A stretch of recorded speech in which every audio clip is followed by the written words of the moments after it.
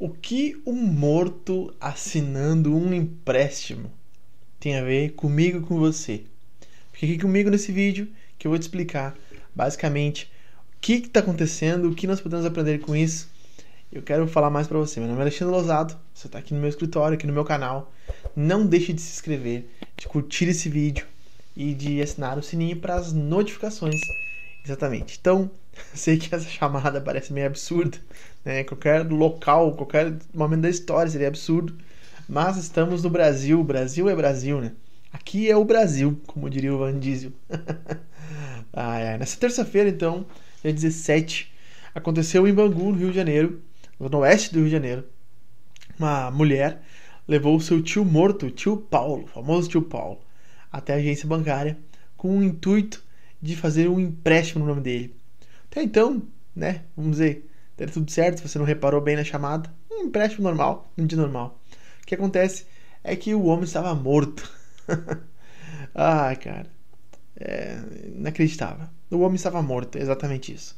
Ela levou o seu tio morto até a agência do banco com o intuito de sacar 17 mil reais. E o vídeo é caótico, é horrível, né? Se a gente for ver juntos aí, você vai ver ela dizendo, por favor, tio, assina aqui, assina aqui. E tava morto, com a cabeça atrás, assim, não tinha o que fazer. A atendente do banco ali fala com ela, ele tá bem, tá tudo certo com ele. E ela diz, sim, ele tá meio mole, mas tu viu que ele tava vivo? Ele não tava vivo, óbvio que não. E aí começou todo um alvoroço. O que aconteceu? Essa pessoa, ela chegou com esse cara morto, ele morreu no meio do caminho. Quem é esse senhor? Ele não é tão velho, não. Ele tem por volta de 65 anos a 70 anos. Então, esse Paulo, que é o tio dela, ele passou mal semana passada, parece. Foi internado na UPA, inclusive, por causa de uma pneumonia. E, segundo o motorista do Uber que levou ela pra lá, ele já estava morto no caminho, estava estranho, sem vida. Ele percebeu que tinha algo estranho, entregou, mas é Uber, né? Ele queria ganhar o dinheiro dele também na corrida. A gente não vai julgar o cara. Levou o tio Paulo e essa mulher até então o shopping onde ela foi na agência bancária. Enfim, é um caso extremamente estranho, difícil de explicar o que estava acontecendo aqui. O que nós podemos aprender disso aqui? Eu coloquei aqui 4 lições para nós aprendermos aqui. E a última lição eu acho que talvez, não digo que é a mais importante, mas é a mais pertinente para nós hoje. Primeiro, o pecado ele é uma tolice sem tamanho. Levar um homem morto para sacar o dinheiro é algo extremamente tolo. Imagina, cara, tem alguém morto, em decomposição, caminhando contigo para lá e para cá. Se fosse anos 90, a gente ia dizer que é um morto muito louco. E o pior de tudo é que tem uma cena do cara assinando um cheque. Cara, a vida imita a arte, ou a arte imita a vida, eu não sei te dizer. Mas enfim, primeiro de tudo, então, o pecado é uma tolice sem tamanho. Nós somos tolos. O Provérbios 24, versículo 9 vai dizer que os planos do tolo são pecado. O pecado também, então, permeia o plano dos tolos. A Bíblia vai dizer que o tolo diz que não há Deus no Salmo 14, versículo 1. Então, os planos dos tolos, eles são pecaminosos. Essa mulher agindo de forma mal intencionada está puro pecado por detrás. Mas nós agimos de forma tola, a maioria das vezes também na nossa vida. Nós não levamos um ponto de levar um morto para sacar um empréstimo, mas a gente faz coisas tolas. A gente cai em pecados, a gente faz burrices, a gente briga com a nossa esposa, a gente briga com os nossos filhos às vezes, a gente chega atrasado no trabalho, reclamamos constantemente. Nós fazemos coisas tolas constantemente. E a tolice é pecado. Então, o pecado ele é uma tolice. Existem escalas de tolice, escalas de pecado. Então, tem coisas que são pecadinhos, tolices menores, e tem coisas que são tolices gigantes. Essa tolice dela de levar um morto para fazer um empréstimo, e aqui eu não tô dizendo que ela é tola, no sentido de, ela é ingênua. Não, ela é tola, ela é maldosa, uma pessoa maldosa. Ela fez isso provavelmente de propósito, ou ela tem talvez um problema mental, não sei. Mas nossos pecados, eles escalonam de tolice. Então, algumas coisas são mais tolas, outras são menos tolas. Mas nós somos tolos, e os nossos pecados são tolos. Algumas tolices, por exemplo, quando somos crianças, tentamos botar o dedo na tomada, é uma tolice menor. Mas quando nós somos maiores, nós tentamos burlar a lei do guarda oferecendo dinheiro para ele. sabe? Então, pecado é tolice, pecado é tolice, pecado é tolice. Então, o pecado é uma tolice sem tamanho. Para nós parece tolice ver aquela mulher levando morto, mas quantos pecados a gente não comete que é tolo, tal qual ela. A segunda coisa que a gente aprende aqui é que, assim como o tio Paulo que estava morto ali, né? O tio Paulo representa o nosso estado espiritual. Nós estamos mortos em pecados. A Bíblia diz isso em Efésios 2. Nós estamos mortos em delitos e pecados.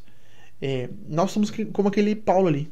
Alguns arminianos e algumas pessoas vão dizer que o homem tem livre-arbítrio, que ele pode salvar a si mesmo. Pergunta pro tio Paulo ali se ele consegue assinar o documento. Ele não consegue, gente. Ele não consegue. Assim como você não consegue se salvar sozinho. Você precisa que alguém intervenha para você. Nós estamos perdidos, completamente perdidos nos nossos pecados. A situação do homem é deplorável, que nem a do tio Paulo. É de morte, é de mortidão, é de morticínio, de morbidade. Nós precisamos que Jesus intervenha nos nosso pecado, perdão dos nossos pecados, para que nós sejamos vivificados. A Bíblia chama isso de novo nascimento ou regeneração. Quando Jesus nos regenera, o Espírito Santo nos regenera, nós ganhamos vida espiritual. A Bíblia diz: trocarei o coração de pedra de vocês por um coração de carne. Se é de pedra é porque não bate. E se é de carne é porque tem vida. Então, Deus nos dá vida pela sua graça. E nós somos revivificados.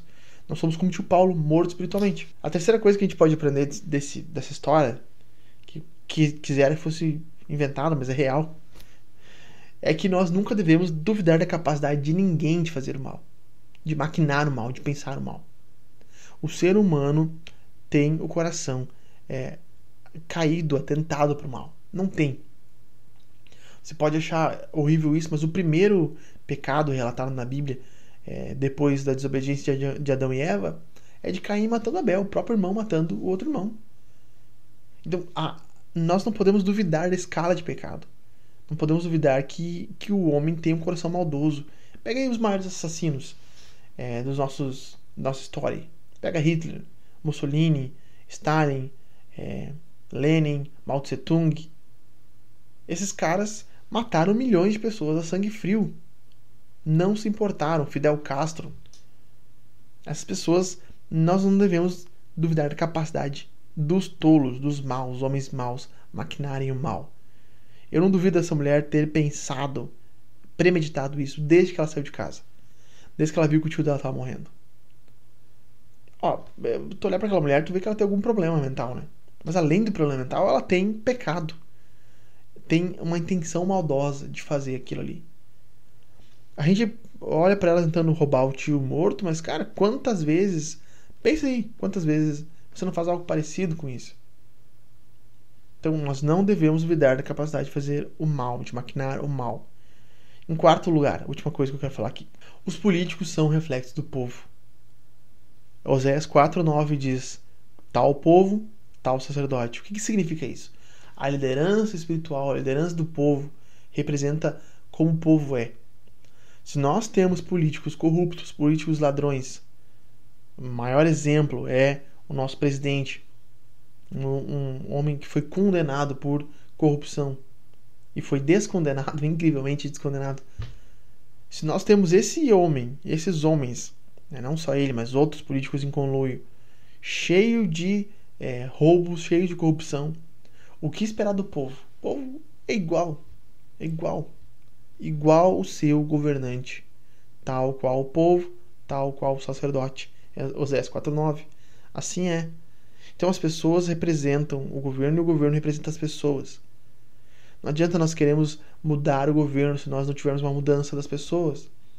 E a natureza das pessoas não vai mudar nós trocando o governo, se nós trocarmos a educação, tirarmos Paulo Freire, botarmos outros métodos, trocarmos a escola de economia. Algumas coisas podem facilitar, mas nós teremos mudanças reais quando tivermos uma transformação que vem de dentro.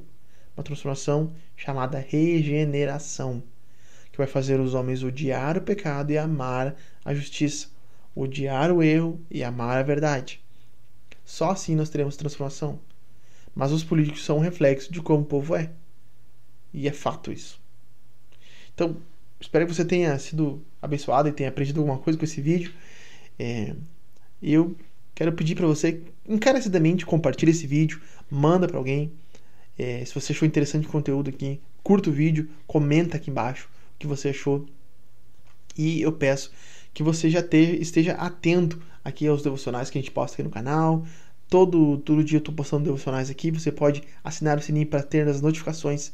E você pode ser ensinado por mim através dos meus sermões, fazendo parte dos meus e-books, comprando os meus e-books, adquirindo o material que eu produzo aqui. Isso também me abençoa, faz avançar o meu ministério aqui. Porque a minha renda também depende do que eu ensino. Tá bom, gente?